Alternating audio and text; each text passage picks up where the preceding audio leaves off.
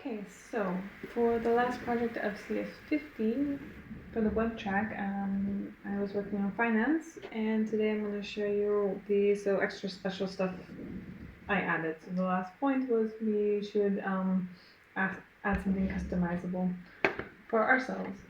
So with this, I decided to add a couple charts to the web page. So I'm going to launch it now and show you what that looks like.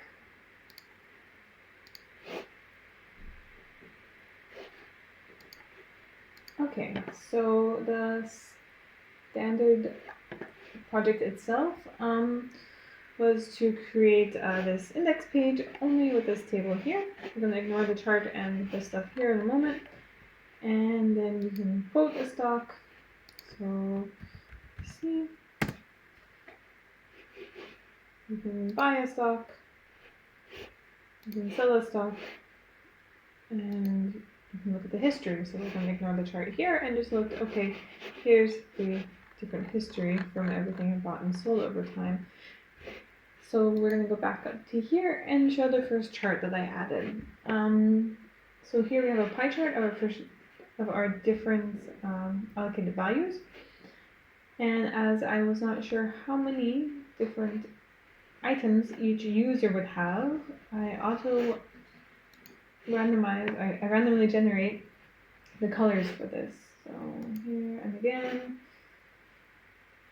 And this is done with a color generator. I'll go into the code in a moment. This is just for us to check, for you guys to see.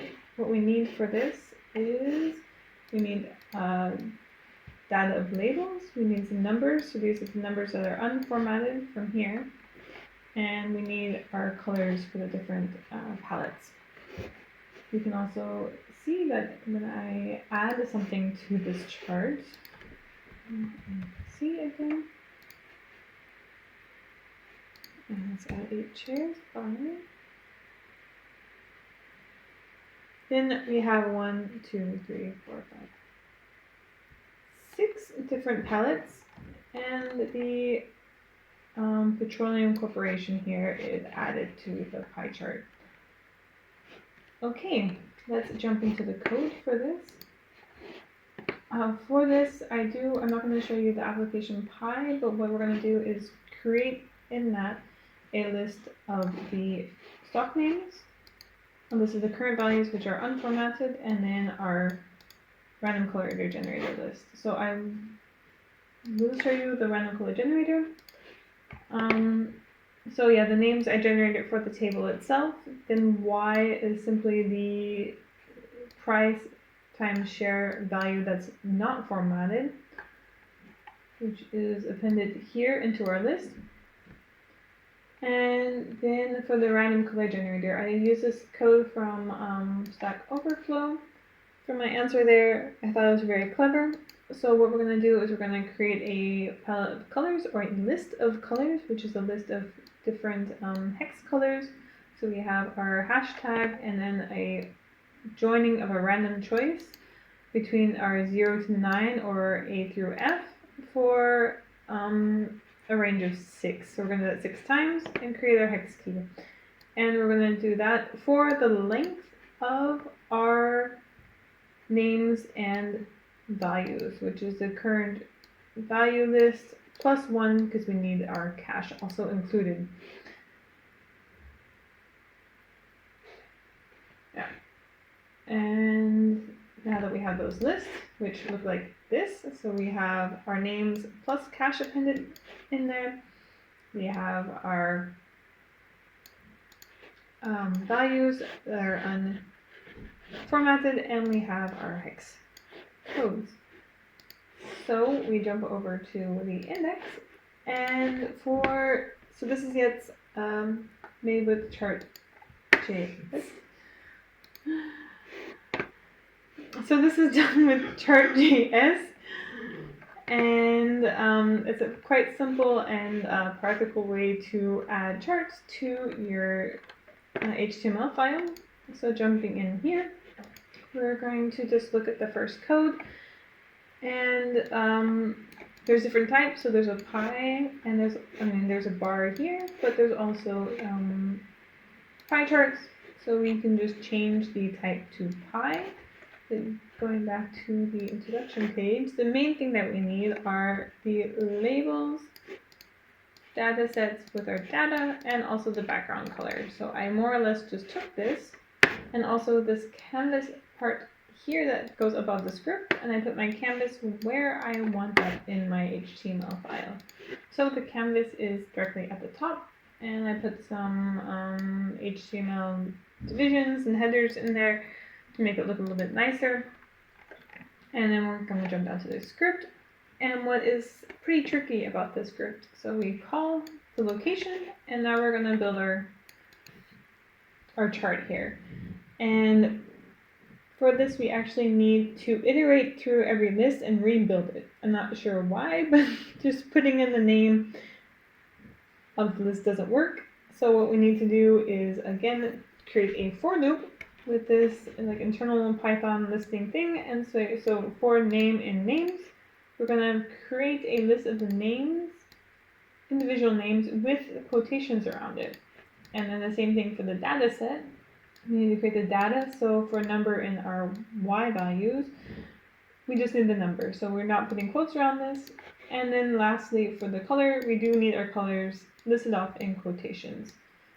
And with those three components, we can create our table. So there's the three components again, just for you to see. But this is the style. And again, one more time. There we go. And now we're going to jump over to history. So I was also thinking, well, I finally figured that out. So let's also create something for our history. And for this, we are going to take every time at transaction. So this is our sort of timeline, but represented as blocks, and then the value at transaction.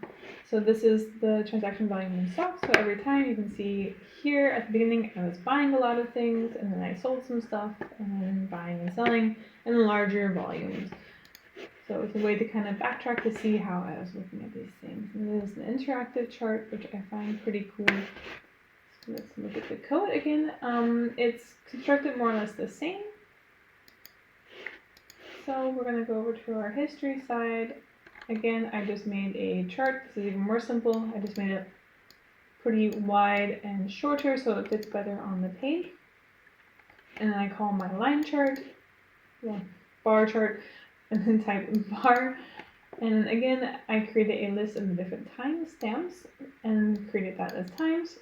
And then a list of the y values, which is our values that are again unformatted. And then I decided to click a little more through this page, and here I came across, so colors, there wasn't that much in colors. They just sort of list off different options that you can have. But then as I clicked through options here, I found that you could actually script in different options. And it actually, this first example fit really well with what I was trying to show. So I actually took it verbatim, but these are different things within Chart.js which you can actually iterate through. So your data set data index. So it's going through the list that you brought into the chart itself and going through them and looking at every value. So taking that, directly copied and pasted into the background color, you can load that up. And here you see that the positive values are the alternating blue and green, and the negative values are shown in red. So that's the super secret extra ingredient that I added to my finance for CS50. And I completely forgot the end layout. For it to work, just like you have to add your bootstrap and your jQuery to make those work, this file needs to know where to grab all of this information from to create these really beautiful charts.